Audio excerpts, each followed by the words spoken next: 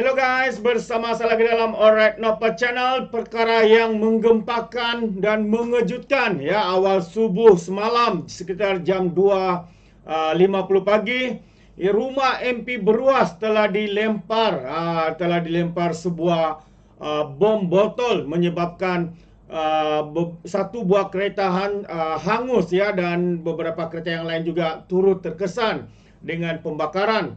Dan apa yang mengejutkan adalah kebakaran bom ini juga hampir-hampir ya membakar rumah MP Beruas ini, namun kerana ada warga ataupun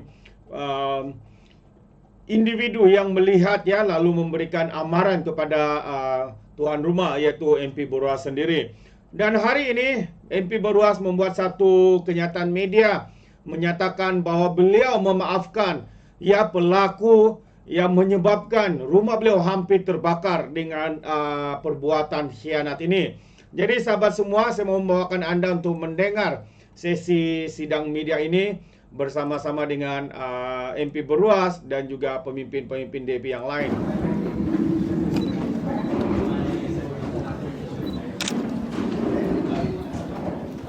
Media statement CDCN from the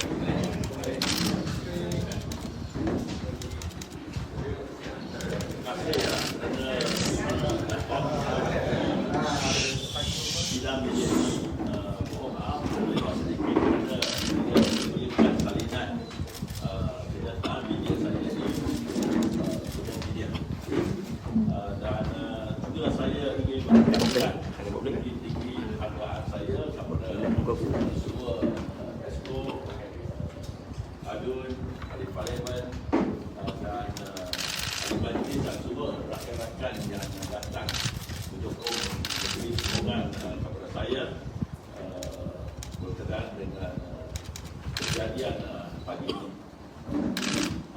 Saya akan mohon maaf sempat menerjemahkan kenyataan media ini dalam 3 bahasa yang biasa saya buat. Pagi ini saya gunakan bahasa Inggeris dengan bahasa Melayu bercampur kerana laporan saya dalam bahasa Melayu, dan kenyataan dalam ini juga ada rujukan dalam bahasa Melayu, dan kemudian mungkin saya akan buat perubahan yang lebih lengkap untuk semua pihak untuk orang berjiat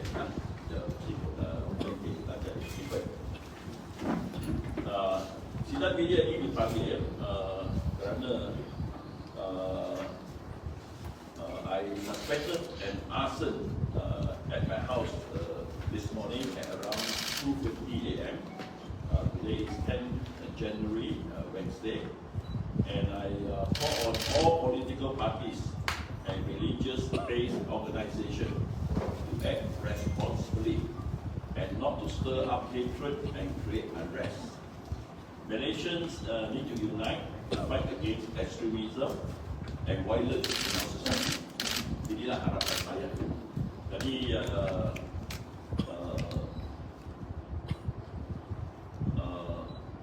the details of the fire and the suspected arson at my house this morning are stated in the police report attached in this media statement.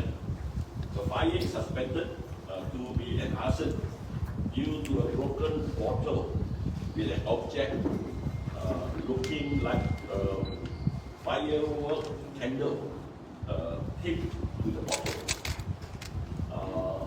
Jadi kejadian yang berlaku ini telah saya nyatakan kepada polisi dalam laporan polis saya. Untuk mereka media yang tak nampak hadir tapi mengikut lagi, saya bacalah kejadian pagi ini mengikut laporan polis pagi yang saya buat pagi ini. Pada 10 hari bulan Januari jam lebih kurang 02.50 iaitu 2.50 pagi, Saya dan isteri saya sedang tidur di bilik tidur tingkat atas rumah saya. Itu di Taman Sebarat Raya, Tawar. Tiba-tiba isteri saya dengar bunyi loceng rumah dibunyikan berkali-kali. Isteri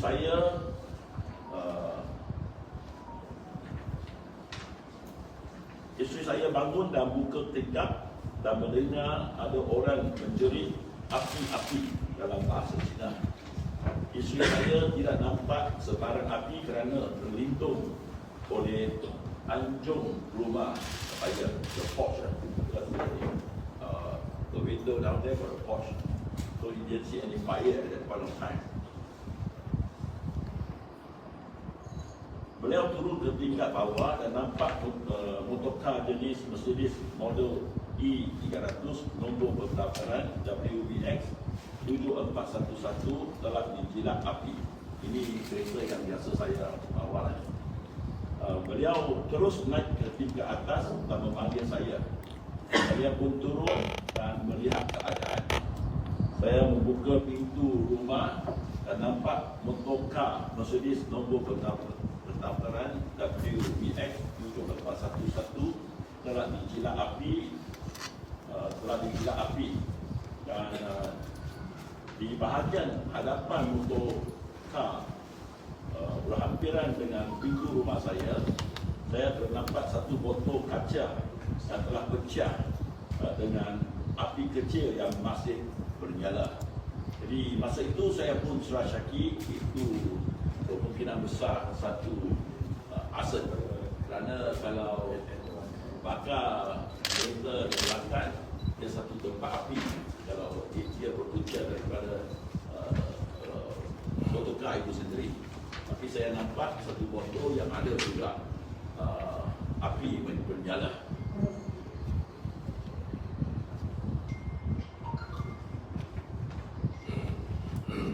Saya terus menelpon Balai Polis Air Tawar dan juga Balai Bomba Air Tawar. Tidak lama kemudian pihak polis dan pihak bomba telah tiba. Pihak bomba telah berjaya memadamkan api tersebut. Saya kemudian terus menghampiri serpihan botol yang dinyatakan di atas tadi. Saya mendapati serpihan botol tersebut dikaitkan dengan satu objek semacam firework candle, dan semacam saya tak tahu apa barang itu. Yang saya tahu sekarang ni kita kadang-kadang taruh atas kotak kek itu firework kan. Saya mensyaki perbuatan khianat dengan api atau aset untuk membakar harta kerja saya dan rumah saya telah berlaku.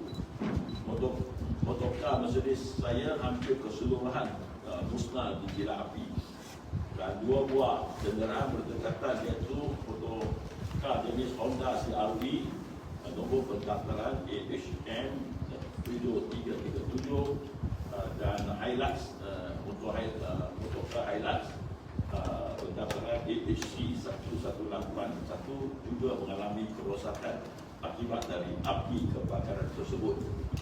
Siling anjung rumah saya juga turut dijilat api. The porch was also on fire. Anggaran kerugian tidak pasti. Saya datang ke balai buat laporan ini supaya pihak polis boleh menyiasat kes ini yang disyaki perbuatan khianat dengan api. Arson, itu saja laporan saya. Saya teruskan dengan media statement saya. I would like to thank the police and the fire rescue department for their quick response after I contacted them about the fire. Saya ucap terima kasihlah kepada pihak polis dan juga pihak bomba yang memang datang dalam masa yang terdekat untuk menyelamatkan keadaan. The fire and rescue department, a quick response saved my house from being burned down completely, as the fire has spread very fast and to the ceiling of the porch has been engulfed with fire. I'm grateful to the police and the fire rescue personnel for the help rendered. Saya rakamkan tinggi-tinggi keadaan dan terima kasih saya kepada pihak lewat lagi mungkin keseluruhan rumah saya akan terbakar kerana akan dijilat. Saya tak nak gunakan perkataan terbakar, dijilat api kerana ini memang satu kebakaran yang ada niat diingatkan, bukan tidak sengaja. Kerana masa saya keluar kereta Sarawak besar dan dia hampir terbakar. Sebenarnya pun api pun sudah mula dengan dua kereta yang lain. Tapi kita sempat selamatkan dua kereta tersebut sebab ada sedikit kerosakan. I'm not involved in any quarrel or dispute with anyone. I try to be professional in my conduct all these years in politics.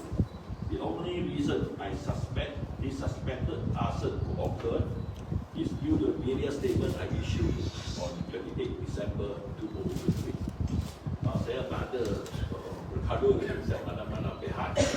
Setahu saya tak ada gaduh, tak ada kerikat, tak ada any input pada saya.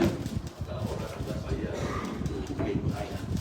Jadi dalam keadaan yang terkini, di mana semua aman tertera, tak ada pergaduhan, saya rasa satu-satu kemungkinan besar pelaku arson ini adalah berbangkit daripada kenyataan media yang saya keluarkan pada 28 hari bulan Disember 2023. My media statement was to respond to the suggestion by the federal government to form a committee headed by Chief Justice Tun Jati bin Tun Azmi to study the conflicts between Sharia law and the Constitution. The 11 members of this committee are all Muslims.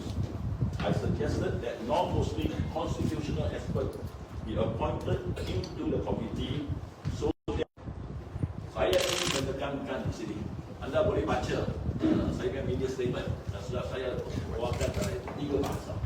Itu bahasa Inggeris, bahasa Melayu dan bahasa Mandarin. Tak pernah saya minta mana-mana anggota yang akan dipilih dilantik itu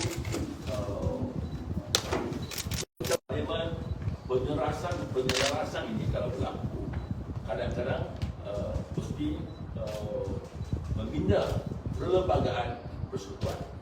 Saya jangkalah perlembagaan pembinaan kepada perlembagaan persekutuan ini kemungkinan akan dicadangkan. Jadi saya terjangkan minta seorang ataupun orang kepakaran, bukan siapa-siapa, bukan Islam, yang ada kepakaran dalam perlembagaan persekutuan untuk memberi pandangan tentang peruntukan perlembagaan persekutuan. Jelas tak ada bagi pandangan tentang hukum syariat ke, Islamic law ke, atau apa-apa hal tentang Islam. Anda boleh baca saya punya media statement sudah dikeluarkan. Saya nak tekankan lagi on the federal constitution. Itu saja, kerana federal constitution ini kalau kita pindah, dia merangkumi semua orang, orang Islam, orang bukan Islam, dan juga ada orang Islam yang berlainan pendapat tentang kebebasan. Jadi ia sesuatu yang menyeluruh, ia merangkumi semua orang, semua kaum, semua agama, semua wilayah, semua orang. Jadi maksudnya kalau nak pindah atau selarakan, bagi pandangan saja. Jadi itu pun satu show saya. Jadi kalau saya juga cadangkan bahawa seorang wakil daripada Badan Peguam Malaysia dilantik. 11 orang ini, kita lantik seorang bukan Islam, satu orang dari Badan Peguam untuk bagi pandangan. Kerana saya seorang peguam, jadi Badan Peguam ini merupakan satu badan yang ditubuhkan oleh Akta Parlimen. Jadi mana-mana perkara berkaitan dengan undang-undang, mereka biasanya akan bagi pandangan. Kerana itulah kepakaran peguam-peguam. Jadi itu saya cadangan. Tapi malam dia, in response to the state media statement, saya nak tekankan di sini, saya ada bukti ya. Leaders and Parti Pribumi Bersatu Malaysia atau Bersatu Leaders have accused me in interfering in Islamic matter by distorting my state media statement and said I propose the following. Ini bahasa yang setiap perkataan yang digunakan oleh mereka. Tadi saya sudah kata cadangan saya berkenaan dengan pindahan perlembagaan. Tapi mereka kata, saya sudah dapat bukti semua lah ini. Saya cadangkan, dikatakan, saya cadangkan melatih pakar perlembagaan bukan Islam untuk mengubah undang-undang Islam. Terus tak? Untuk ubah undang-undang Islam. Tadi saya kata tentang perlembagaan. Lagi, perkataan ini contoh-contoh lah, saya bagi 3 contoh. Kedua, perkataan yang digunakan mencadang untuk kerajaan melantik orang bukan Islam ke dalam jabatan kuasa khas mengkaji kompetensi Dewan Undangan ini untuk mengubah undang-undang Islam ini. Ini dia kata saya cadangkan untuk lantik yang bukan Islam masuk untuk begini. Dan contoh ketiga, saya rasa tadi banyak contoh lah. Saya bagi tadi tak sempat saya baca sekali lagi apa yang mereka katakan. Yang ketiga, dikatakan saya syurkan campur tangan urusan pengharmonian institusi Mahkamah Syariah oleh pakar perundangan bukan Islam. Tengok, dia kata saya cadangkan pakar bukan Islam ini untuk campur tangan dalam institusi Mahkamah Syariah. Bila? Mana perkataan yang ada? Ini satu fitnah besar. Above are the exact words used by them. Diorang boleh baca apa yang mereka cakap ni. Saya tak serahkan semua nama-nama mereka. Dan such past and bersatu leaders have defamed me and misled our society, especially the Muslim community. They owe the public an apology. They have also, through their statement, instigated hate against me. The fruit of hate is violence.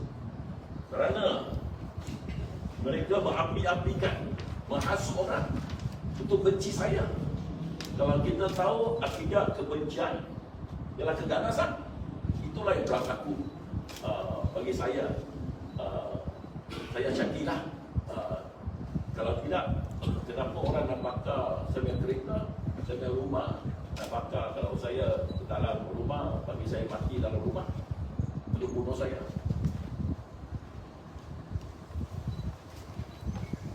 When DAP was working with PAS under Pakatan Rakyat, we were taught that defaming someone is a grave sin. Unfortunately, we now see many PAS leaders defame people freely. Semasa DAP bekerja bersama dengan PAS di bawah Pakatan Rakyat, kita bukan Muslim telah diajar oleh orang-orang PAS. Fitnah itu satu dosa besar. Ada yang menggunakan perkataan lebih teruk daripada membunuh. Itulah yang diberitahu.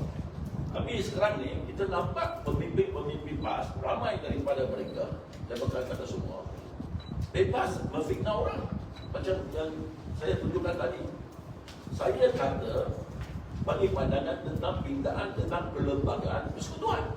Dia kata saya minta yang bukan Islam ini untuk bagi pandangan mengubah undang-undang Islam atau masuk campur isu Mahkamah Syariah. Ini satu fitnah besar.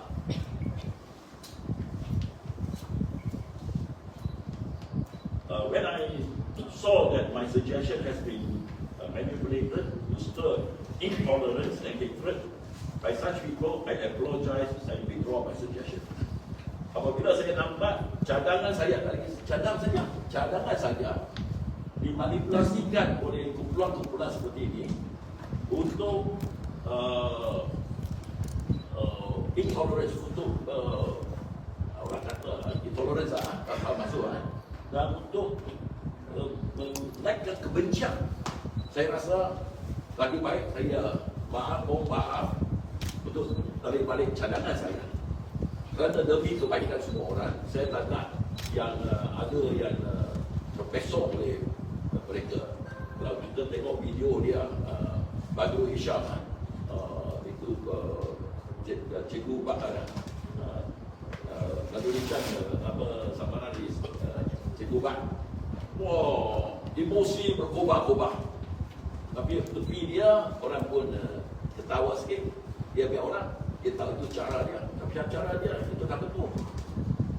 Ini berkobar-kobar. Kita ni nak fakta, nak bincang, bukan nak mainkan emosi.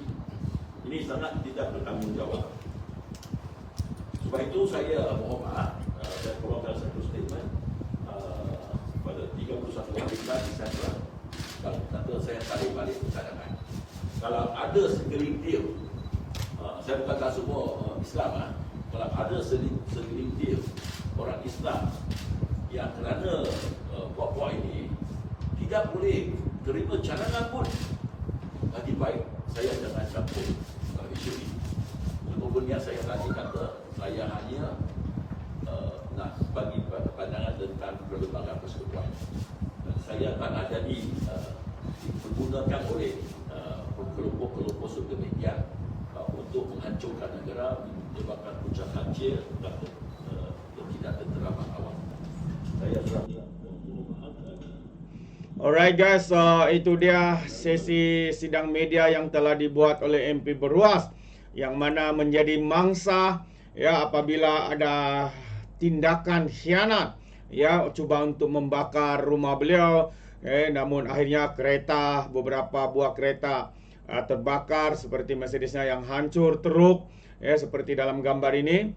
Jadi inilah sahabat semua, betapa ekstrimnya, betapa sesatnya, sehingga mereka sanggup melakukan perbuatan terkutuk seperti ini, sahabat-sahabat semua, hanya karena perbezaan pandangan politik dan sebagainya.